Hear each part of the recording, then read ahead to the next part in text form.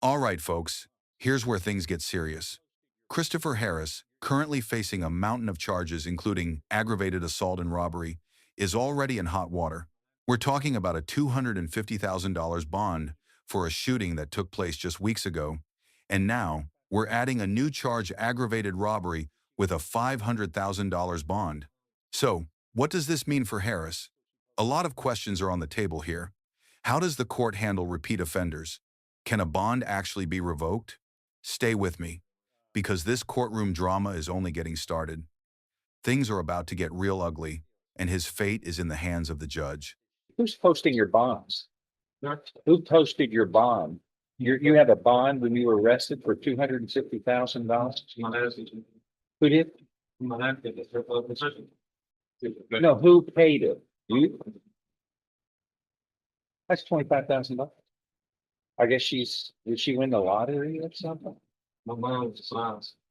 It's five, so she posted 50,000.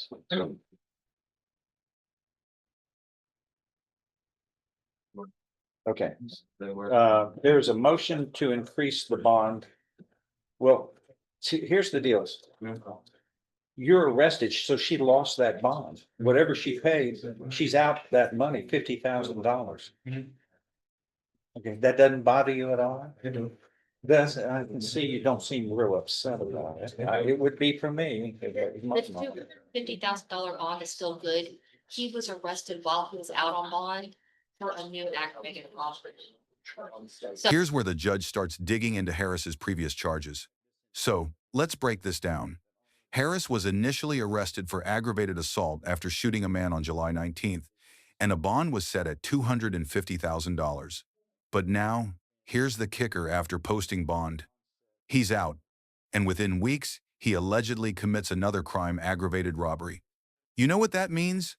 The judge is looking at this with a pretty critical eye, and rightly so. How do you think the court should handle repeat offenders who can't seem to stay out of trouble? Should Harris be allowed bond again after such violent behavior, or is it time for him to face the music? so this $250,000 bond is Looking at this indictment, which alleges that on or about July 19th of this year, you committed aggravated assault there. And there was a bond set of, looks like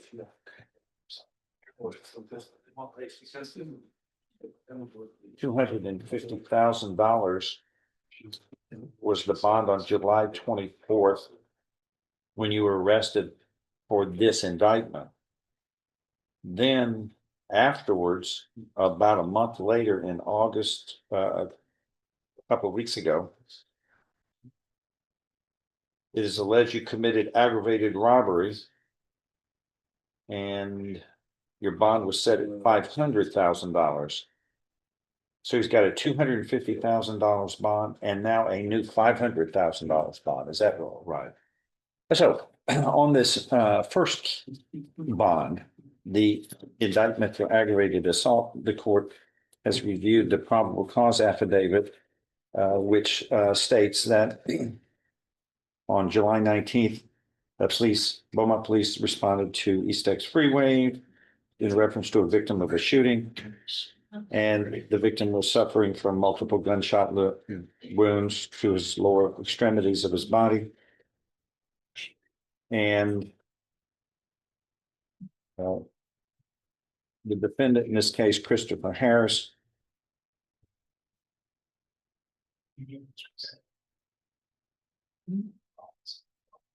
it's alleged the defendant entered an unlocked apartment, produced a handgun, fired 6 shots at Albritton, causing serious bodily injury, and then fled the scene. So, shot somebody several times and then fled, and so a $250,000 bond was set in that case. So, just a few weeks later, and it looks like we're talking about 5 weeks later. This just took a major turn. The judge is laying out exactly how the defendant's behavior is escalating. Harris went from shooting someone in a random incident to committing armed robbery with his cohorts. It's bad enough that he's involved in these violent crimes, but now he's being tracked with an ankle monitor. And guess what? The monitor didn't stop him from going out and committing more crimes. This raises a serious issue. Can a simple ankle monitor even be trusted? And is it a foolproof solution for keeping dangerous offenders at bay? Or does it just make things easier for them to commit more violent crimes? On August 25th of 2025, after the defendant had posted a $250,000 bond, police responded in Beaumont to an aggravated robbery and spoke to the victim, who stated he was robbed at gunpoint by 3 black males who stole his belongings as well as his Lincoln Navigator vehicle. And police located quickly the stolen vehicle at Cardinal Oaks Apartments here in Beaumont with the lights on and the engine running. And observed someone named Arthur Gouldsby standing in the driver doorway with the driver's door open. He was transported to the station, confessed to his involvement in the robbery, and stated that he, along with Harris and Brandon Johnson, the defendant, Harris and Brandon Johnson, who were armed with handguns, lured Wilson to pick them up under the premise of going to a party. Once they directed him to a secluded area, Johnson asked Wilson if he could drive the vehicle. Wilson pulled over, at which time Johnson and Harris pulled guns on Wilson, stole his silver necklace, watch, cash, and told him to run. Johnson shot at Wilson as he was running away. Who does that? I mean, you got them. You have 3 people at gunpoint and then steal everything, tell them to run and then shoot us. Yeah. Johnson shot at Wilson as he was running away. They all fled in the victim's stolen vehicle. The defendant had a ankle monitor because of his last event, so he wasn't hard to find. And Hold up, did we just hear this, right? The defense is trying to downplay Harris's involvement in the robbery, but the court has evidence that just keeps piling up. Not only did Harris get caught at the scene, but there's a social media video showing him wearing the stolen jewelry. That's cold-blooded. If this isn't the smoking gun, I don't know what is. It's almost like he's taunting the authorities with evidence of his crime. Does this seem like a man who deserves a bond? Or is he showing the court just how little he cares about the law? We need to talk about this. Drop your thoughts in the comments. Should this evidence change everything? they were able to track his movements and put him in the vehicle at the time of the robbery at the robbery location. Who does that? When you got an ankle monitor and you're going to be tracked, why would you be around some place that causes trouble? And they put him right at the location at the time of the robbery. And so, if that's not enough, an Instagram account belonging to the defendant has a video of the defendant wearing the jewelry of the man's jewelry who was stolen from the robbery.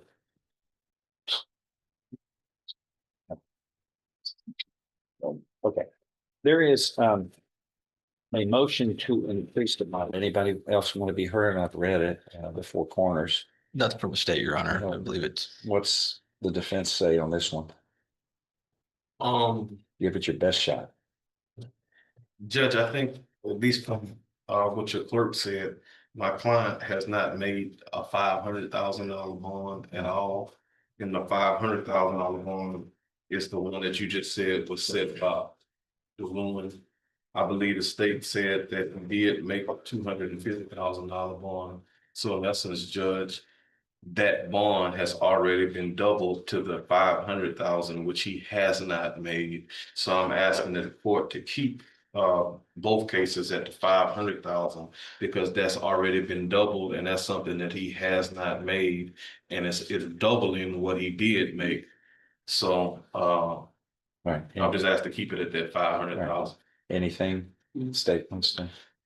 Your Honor, we're just asking for the other one is at 500,000. We would just ask for the 900,000 on there because of the nature of the offense after he just committed the very serious aggravated assault, then gets out and does this aggravated robbery, again, shooting at an individual, not much later from when the other, I think within a month. Did you look into it? You're not talking to him. You talk to your lawyer. You don't discuss things with him. That's not appropriate. But you can talk to your lawyer and then he can ask the questions. Unless you want to release your lawyer, you can be your own lawyer. Is that what you want? No. That wouldn't be wise. Anything else? Okay. The court finds as follows. $250,000 bond was set in this first case of aggravated assault, use of a deadly weapon. And not only was $250,000 set, but the defendant was required. Now let's take a moment to consider the emotional weight here. Harris's mother is the one who posted his bond for $250,000. That's $50,000 of her own money gone in a heartbeat, money that she will never get back because of her son's actions. And Harris doesn't seem too bothered by it. Can you believe that? This is a man who's not only hurting the victims of his crimes, but also his own family. The judge is clearly disappointed by Harris's lack of remorse. But what about you? How do you feel when a defendant shows no regret for their actions, especially when their family has been dragged into this mess? Was required to have a tracking device. What were the other conditions of bond? Were there any other conditions that it shows? Because I don't have a lot of. No contact with complaining with witness, remain in Jefferson County, and to testify. Okay. So, just a few weeks later.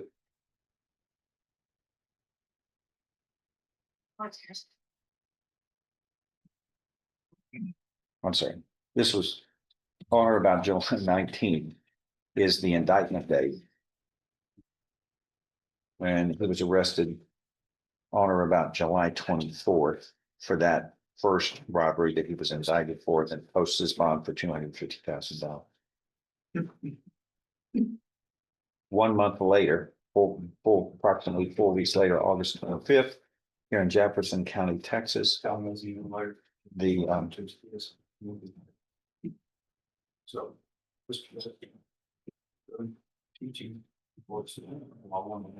defendant commits another similar robbery, a aggravated crime using a deadly weapon, where defendant and others robbed the victim, and the court finds that the first court's conditions of bond were pretty serious, and in spite of that, the defendant defied logic that he would be placed at the scene of a crime if he commits a crime because of the monitoring of the ankle.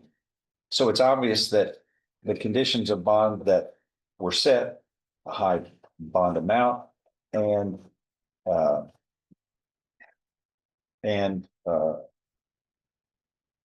ankle monitoring did not deter him from committing a more violent crime.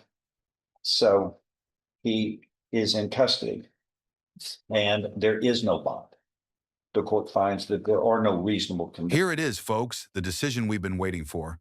The judge has had enough. Harris's bond is revoked, and he's going to remain in custody without bond.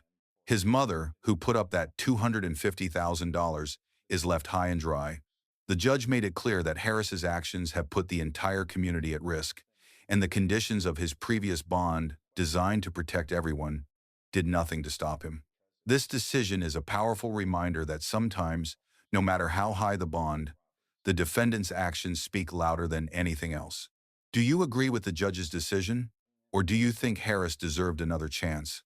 Let us know what you think. Reasonable conditions that can protect this community from these bizarre, violent crime need. And for the protection of the people and to see that the Constitution works so that we can live in peace, the defendant needs to be sequestered in jail because of his propensity to commit violent crimes with firearms, including robberies, and aggravated assaults. So there is no bond, and his bond is revoked on the $250,000 bond that was paid originally. That is revoked. That is lost unfortunately to his mother who posted that bond, but that's. In the end, Christopher Harris's disregard for the law and his lack of remorse have cost him dearly. The court made it clear that his repeated criminal behavior, coupled with the fact that he violated the conditions of his bond, leaves no room for leniency. This is a cautionary tale about the consequences of disregarding the rules, not just for the victims, but for your own family too. If you found this case as shocking as we did, make sure to hit that like button, share your thoughts in the comments, and don't forget to subscribe for more jaw-dropping courtroom breakdowns. But that's the way the rules are. Ironically, you don't seem you don't seem too upset, but there are victims in two different situations. But there's also a victim here, your own mother, that you victimized by your actions. You don't seem too upset. I would be. I think that's just normal behavior. But there is no bond, sadly, for your poor actions, and we will set this for trial. Okay, all right. That is all.